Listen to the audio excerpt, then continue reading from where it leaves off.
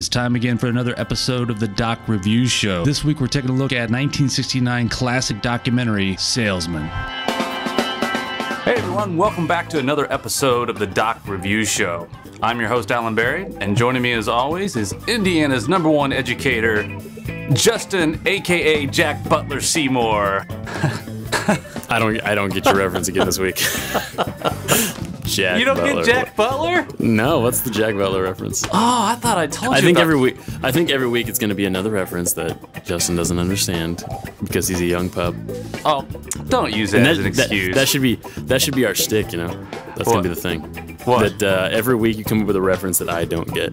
That would be the good thing. And then you have to explain the reference. Yeah, but then if it's a stick, then it probably kind of sucks. We should just make it genuine, right? If you know it or not. Well, it's pretty genuine when I really don't know it. No, yeah. So this week is not a teacher reference, it's a guitar player reference. So I thought that you would have got it, and I thought I already told you this because this is one of my favorite scenes from a movie of all times. I guess I'm that arrogant to think that you should know one of my favorite guitar scenes of all time. All right. But it's Jack Butler as Steve Vai in the movie Crossroads. Guitar battle thing, right? Yeah. So Steve Vai is playing for the devil.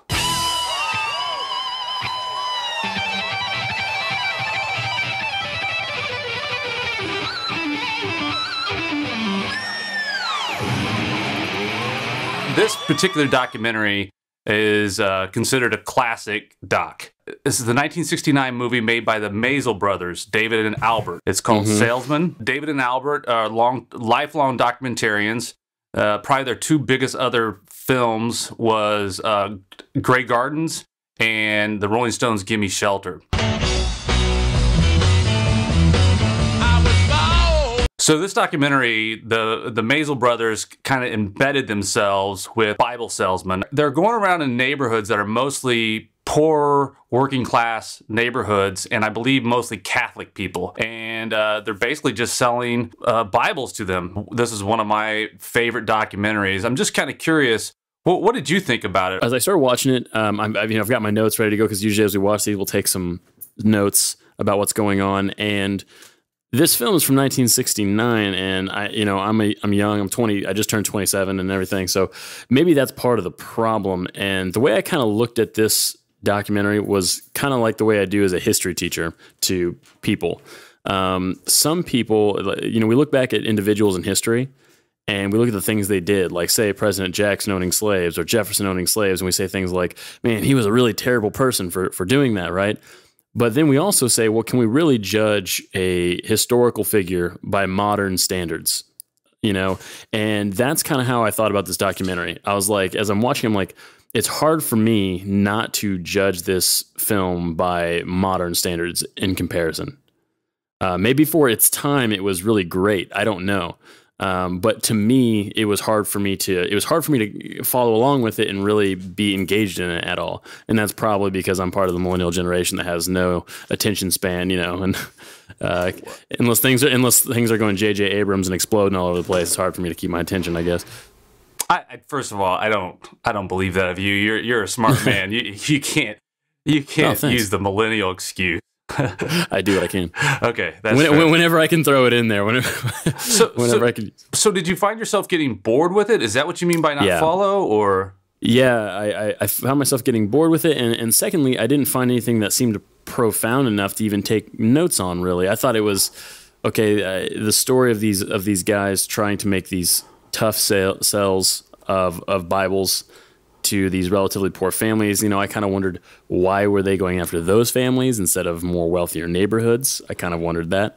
Well, I think that's because, unfortunately, this is going to be a generality, but unfortunately, a lot of people that are poorer are more easily persuaded by a silver-tongued salesperson. That's what I think it is. I'm not saying that people can't be persuaded too. They can, but I think they're taking advantage of people that maybe give in to a little bit of light bullying, if you know what I mean. When I went back and watched the original Star Wars trilogy a couple months ago, I watched it all the time when I was a kid.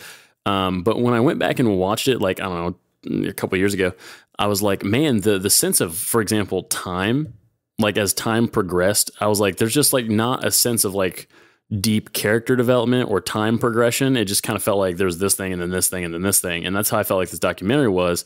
I didn't feel like there was I was not invested in the people that were in it at all. I just felt like, okay, they're doing this and they're doing this, but I didn't care about any of the individuals in it. Maybe that's, the fact that it's in black and white, and, I'm not sure maybe it's the production element. Maybe it's this. I also thought the sound was hard for me to understand in some cases. The sound quality at times is a little bit iffy. This is a definite movie that you could use subtitles on to help you out. Yeah.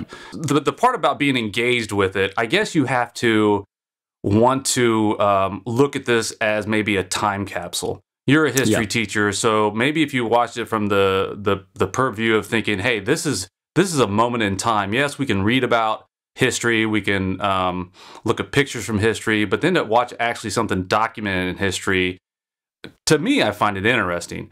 Yeah, that was the one thing that I really did find intriguing about it. Like, for example, these guys, I've always wondered this because when you watch films from, like, say, the 30s, 40s, 50s, or watch scene recordings, like, it's almost like men talk differently. Do you notice that?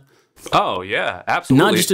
Not just in their words, but the cadence of their voices is different. The way they really communicate with each other it seems almost like a less genuine form of communication to me, just being in my modern state. That was interesting to me. Well, I think that's some of the reasons why some of it was hard to understand, because their Boston accent, a couple of them were just so thick.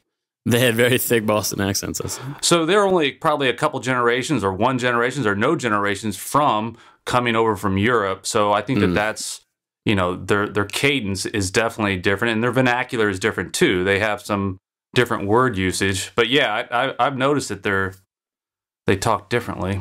Yeah, absolutely.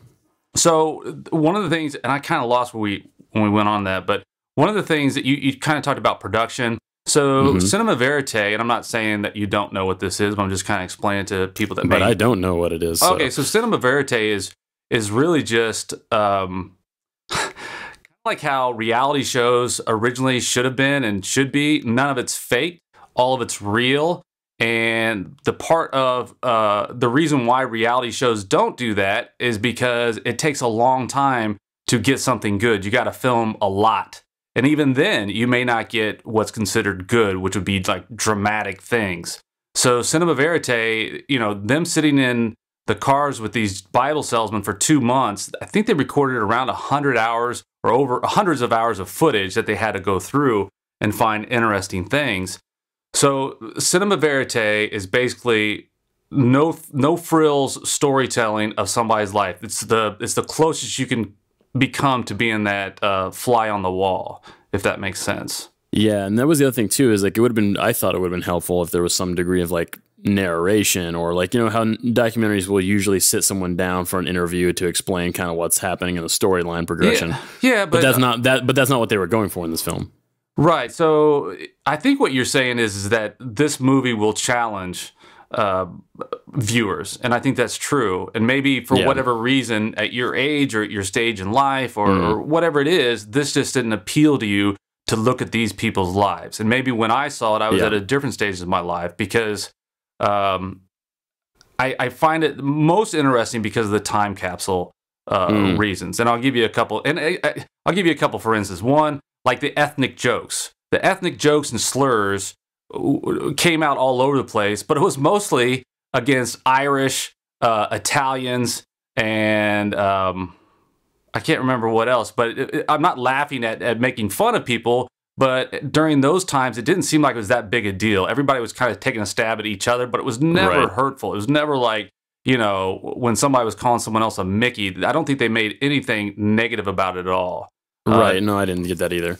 One of the other time capsules was how I found the women to be reacting, how they would react to men. And I think in '69, yes, there was feminists and some women were standing up for their rights, but I think there was a whole generation that still were not. And if you watch some of it, when the salesmen would look at them or talk to them, they kept their head down. And it was almost like they needed to be submissive, because there was probably more wife beating in those days, that so women were more inherent to feel, hey, I better tone it down when I'm looking at a man or talking to a man. And even at one point, Paul Brennan asked this lady, he's only been in their house for like 10 minutes, and he says, "You're beaten by your dad, right?" And she responds, she's like, "Well, not too bad. It was mostly the brothers." Well, I imagine your mother was pretty strict too. No, she was real. How about your father? My father. He hit you, huh?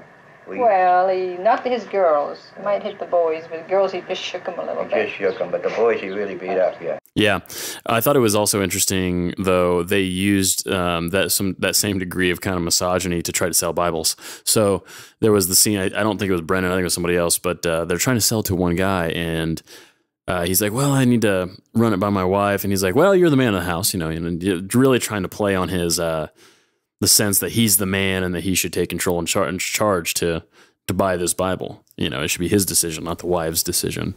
Right, and I find those things interesting. Not like interesting, like, oh, this is stuff that I like. I wish it was like this. Nothing of the sort. Right. It's kind of like. Did you ever see the show Mad Men? Yeah, absolutely. It's kind of like the same situation, It's like that show is a great show. I watched the whole thing, and you go through the series, and you're kind of waiting for something else to happen in the plot line. It seems like, but it's not a plot line show. It's not a plot driven show so much as it is a time capsule, a feeling of a moment in time.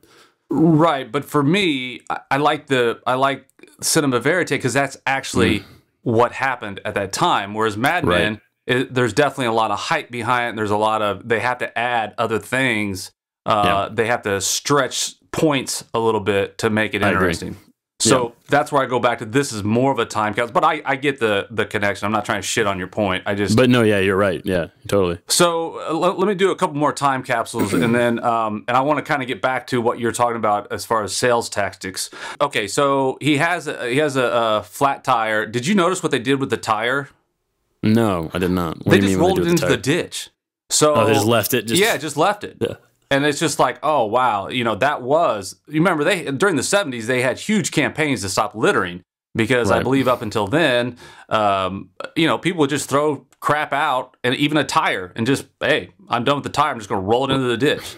Right. So I found that interesting. Or something like, there's one house they come up to, and it's real quick, but as they walk up to the house, you can see a baby, maybe just a 4-month-old baby, sitting in a high chair off to the side of the porch outside by him or herself. Now, maybe there was something off camera, but the mom's inside. So they go up the door and knock, and it takes a few minutes, and then the lady comes. So it's just like, I don't know, different times or what, that you just leave their babies outside. Hey. Right.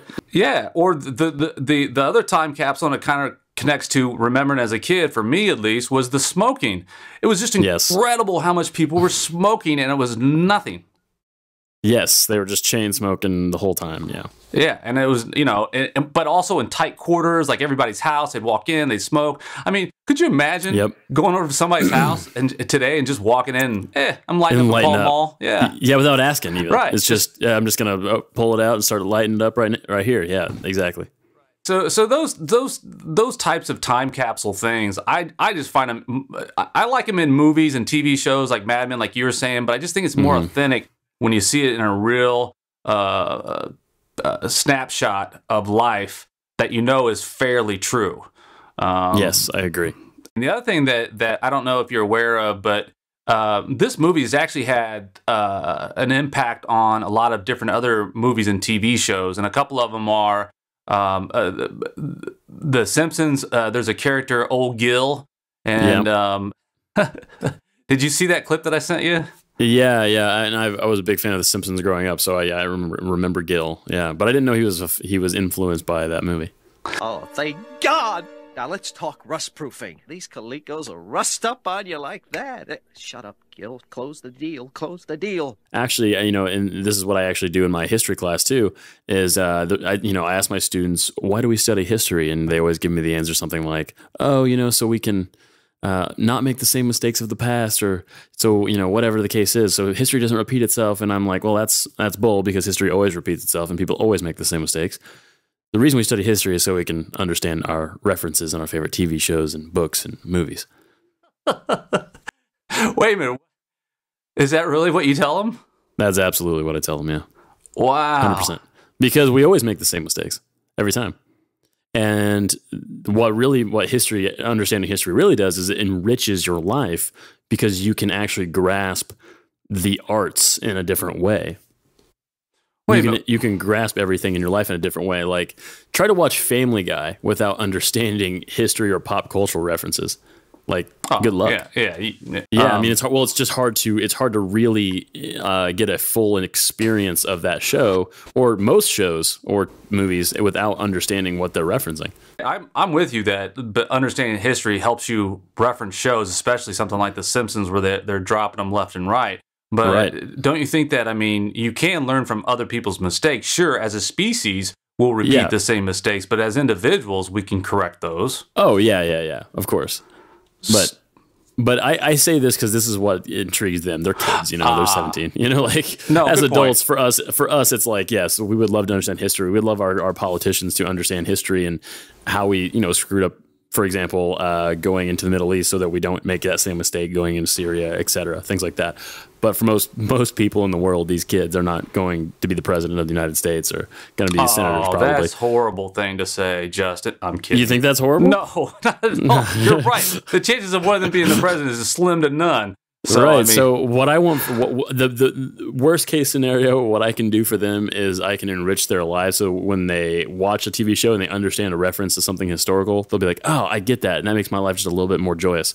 No, you changed me around. That's good. At first, I thought that you're talking a little bit out your ass, but you're absolutely right. One, you have to intrigue the students, so you have to entice them with something that they'll get. And two, you're right. A lot of history that I've known is why I get some of the biggest gut laughs when I'm watching like Mystery Science 3000 when they drop just like obscure reference that because of some history thing that you read. Right. All right, good point. So back to the influences on media. So they do The Simpsons. Also, a little bit one that's out there is, have you ever seen Spinal Tap?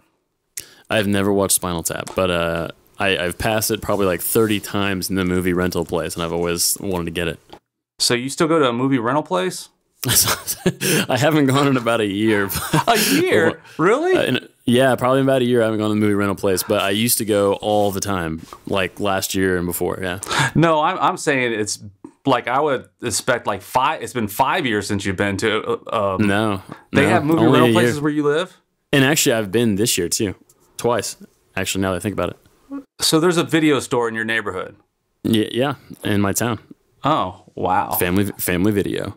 Oh, my God. So there's the second sponsor for our show. I think I got us a sponsor last week. Let's not do Family Video because I'm guessing they're going to be out of business at some point, or their business is definitely diminishing. I don't know, man. Like they keep going. They just keep making it happen. Well, in small towns they do, but you're not going to see one in major metropolitans because and you just changed my my thought on something else. Was I always thought people that go to video stores were just a little bit. One step slower than the rest of it, right? Because it's like, dude, you can. That's just probably get true, though. You could just get it on. You don't have to leave. You could just do it on your TV or do it on your computer. I don't know, like the movie rental experience, going to the place. I did it as a kid all the time, and now it's kind of like being an old person. You go back and you do something you did as a kid, and it's like that experience. Yeah, I don't know. I get it. You're I don't need the past. Throw it away.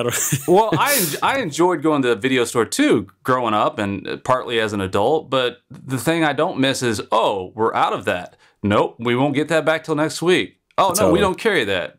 Best way to DVD.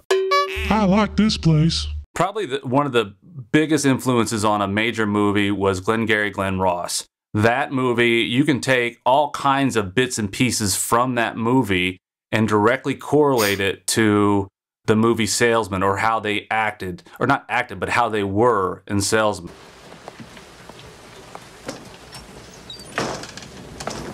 A, B, C. A always B, B, C closing. Always be closing. Always be closing. AIDA, attention, interest, decision, action. Attention, do I have your attention? Interest, are you interested? I know you are, because it's fuck or walk. You close or you hit the bricks. Decision, Have you made your decision for Christ? An action. To me, the interesting thing Is about that AI? Is that AIDA? attention, interest, decision, action. Yes. That's how you spell my girlfriend's name. AIDA. Aida. And I bet you showed her attention, and then you had interest, and then you made a decision, and then there was some action. Well done. That deserves an applause, I think. So splice in a little applause there. No. That would be a little self-serving. Maybe. I don't know. You should. Overall, I find it interesting how salespeople work, too. We're all salespeople in one way or the other. We're always selling something. You know, even if you're not actually selling a product, you're always selling yourself in one way or the other if you're employed or if you have a mate or whatever. So I just find it interesting. But these tactics that they use, for the most part, to me, are kind of low-level, kind of gutterish sales tactics. Typically, and I feel like to be a salesman, like what they're doing, this is just my own personal view, and I don't know how much truth there is to this, but it seems to me to be like that. I feel like it'd be very difficult to do that and be a person with much shame. Like you've got to just go forward. You know what I mean? Yeah, that's why Alec Baldwin brings out those gold balls. You know what it takes to sell real estate? It takes brass balls to sell real estate. I couldn't do it. I couldn't deal with the rejection as much. Right. Yeah. You just cannot take no for an answer. And it's one of those things where it's like, man, like to have that kind of mind, I feel like would be not something I could do. I don't think it's something I could do. Do you mind if I talk a little bit about some of the editing techniques that this guy uses? Sure. Yeah. Go ahead. So this film to me is important from a time capsule standpoint, but it's also important for documentary filmmaking. And so the Maisel brothers did create this film, and then they had someone else within that edit, and I can't remember the person's name, but I'll put it somewhere around here. But the editing was very cool, and this will probably bore most people, but I still want to say it just in case somebody out there gets it. So one of the techniques he did was hide the cut, and hide the cut is basically just whenever you're editing a documentary or whatever, you don't want the viewer to know, oh, there's a cut. So there's certain things you can do, and one of the things he did was, you remember when they're in that room and they're watching a fight, they're in the hotel room and there's a fight going on? Mm-hmm. So he throws a pack of cigarettes. As the cigarettes lands on the table, the bell hits from the fight, and he cuts on that. So he cut on a sound, and he cut on a motion, and that kind of hides, so it seems more flowing. No pitches. Because, soon I can't afford anything. We just don't have the money. I'm sick kid, my wife is out, my husband's out of work. And this is continual. I'm not taking negatively, but I try another thing that they did was the I'm not going to say this word right. Juxtaposed. Juxtaposed. Where they have Paul, he's on the train, he's looking out the window, and they intercut back and forth to the guys that are in the Chicago sales meeting talking about how great their next year is going to be, while Paul is looking out the window all somber and sad. If a guy's not a success, he's got nobody to blame but himself. What everybody's got to do is to quit making alibis and excuses and accept the responsibility of success or failure. Well, I, for one, will triple my production for the year 67. Believe me. Good. I'm real happy with everything. I've just got one thing in mind. Kenny said a while ago, is this making half the money that a guy is capable of making? I think he's right. I, for one, I intend to make this next year something. My wife just talked me into buying a big house, and she wants to have a few more kids and all this kind of rot, so I'm going to make $35,000 this coming year. That's all. I believe that. To me, this is fantastic. They're putting them together to a mood, and the mood is that Paul Brennan is sad and can't get his shit together. Right, essentially. One of to me the best film technique that they did that was very slight, and those are, to me, those are the best ones, was when he was talking to his wife, Paul Brennan, when he was talking to his wife in the hotel room, she states to him, "Are you making sure you don't go too fast?" And she also says, "Are your tires good?" But, don't drive too fast. Well, I'm not driving fast. I know. I mean, I generally drive around 45 to 50. Don't drive 70. Are you taking care of your tires? Yeah. Yeah. Oh, that's good. Yeah, I'll take care of that. Yeah. And then cut to, I don't know, 10 minutes later in the movie, he's got a flat tire. So it was just a subtle callback to something that happened early in the film, but it was so slight that to me, that's masterful. They put the conversation in first, knowing that that was going to happen later. Right. And basically saying, "Oh, you dumbass, you should listen to your wife and check your tires." Right. I think. Exactly. But he picked that part of the, I'm sure their conversation went on longer than just the 30 seconds that they showed in the film, but he picked that for a reason. And that's another thing, when you're watching somebody that's masterful what they do, you really got to listen to the nuanced things if you want to catch them. To understand their thought process and how genius it is, yeah. Right. One of the other interesting things that I don't know that they were doing, that they knew they were doing, but have you ever heard of fair use and copyright? Yep.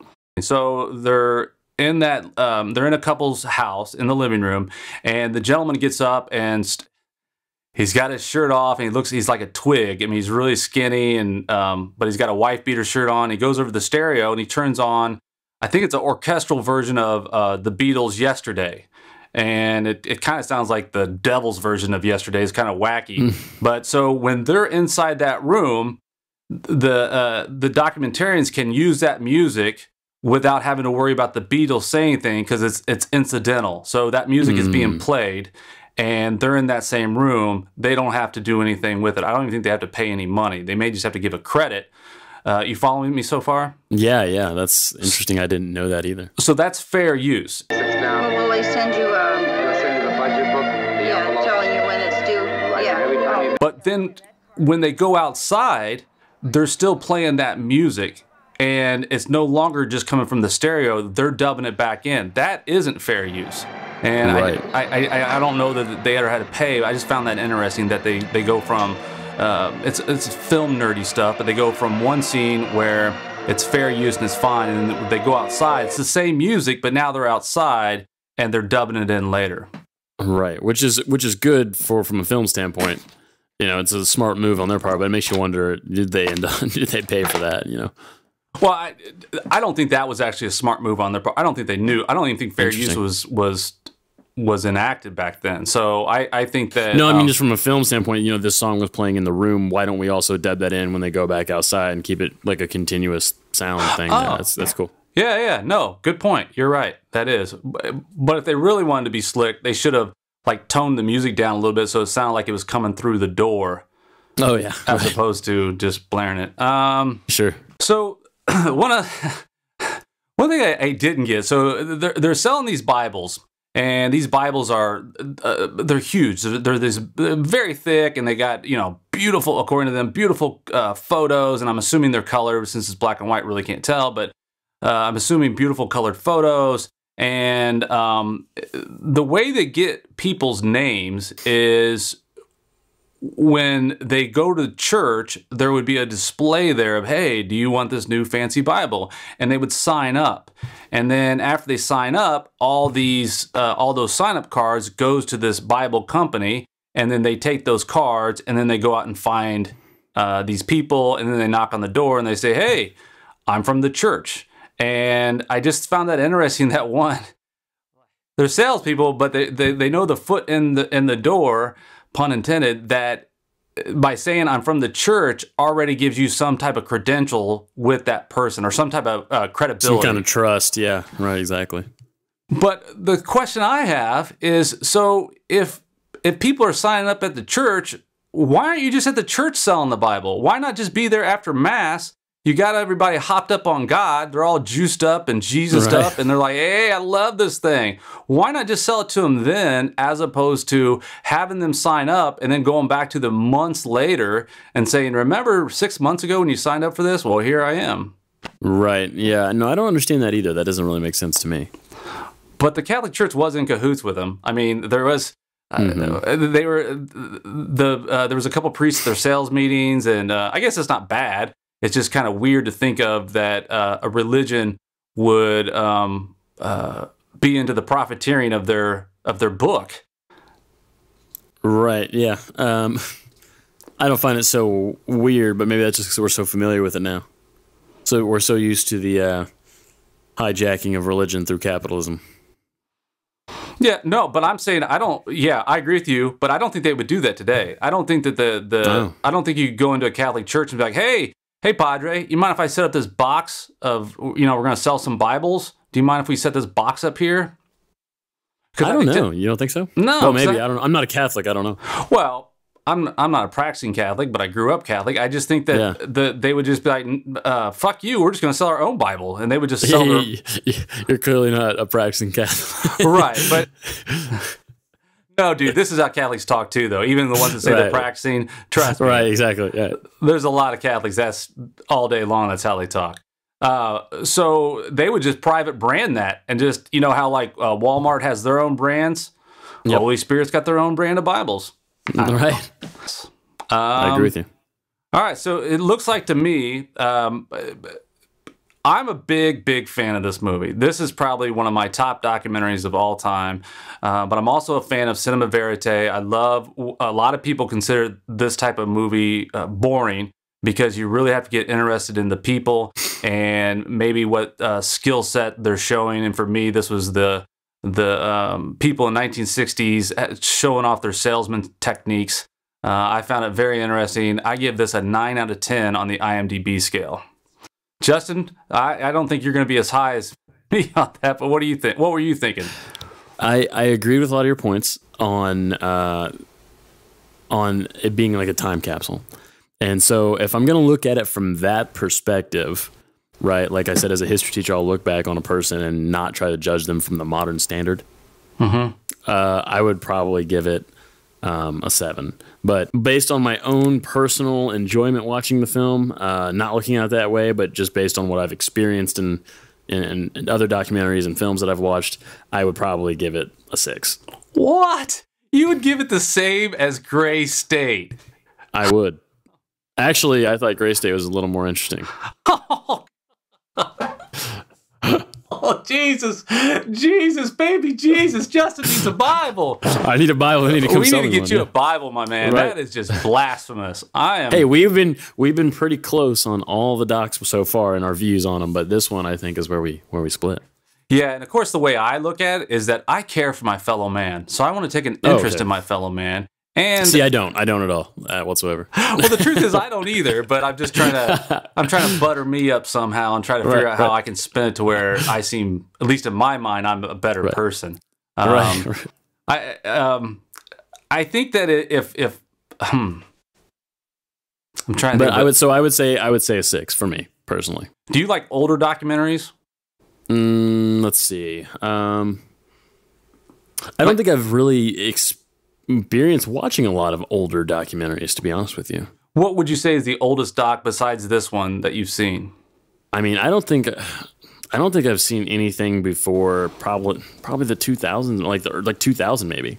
Wow. Okay. So I probably haven't seen anything before 2000, So you think about my world of experience is just different, right? And I can only judge this film based on the experience that I've had, which is all modern, and pretty much everything has gotten, for the most part, better over time. Filmmaking has gotten better, storytelling gets better, cinematography gets better, and so just in my experience, that's really why I think that I didn't engage in this film so much. I don't think it's necessarily a bad film. I just think it's one of those that, in my experience, I feel like the story wasn't engaging to me. The cinematography was hard for me to follow along with. The sound was difficult to follow because of both the way they talked and the quality of it. So it was hard for me to give it more than a 6. So let me ask you, just in films in general, do you watch many older films, or are you pretty much more modern day? More modern day stuff, yeah. Because I think there's just so much stuff that comes out, it's hard to keep up. But I've watched some older films, yeah. So what about this? Do you want to pick I've picked all the documentaries up until now. Do you want to do the picking? I mean, yeah, I'll try to look through and see if I can find one that comes out that I have some interest in, and maybe we can have a talk about that. Next week, maybe we'll be doing one you pick. Maybe we won't. Until then, we'll see everyone later, I guess. I never know how to end this thing. So. That's the way to end it strong, man.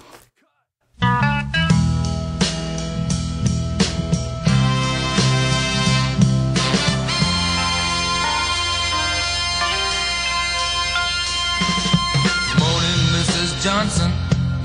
The church sent me around. Let me slip my foot inside your door and set my suitcase down. Got something for your comfort when you're feeling all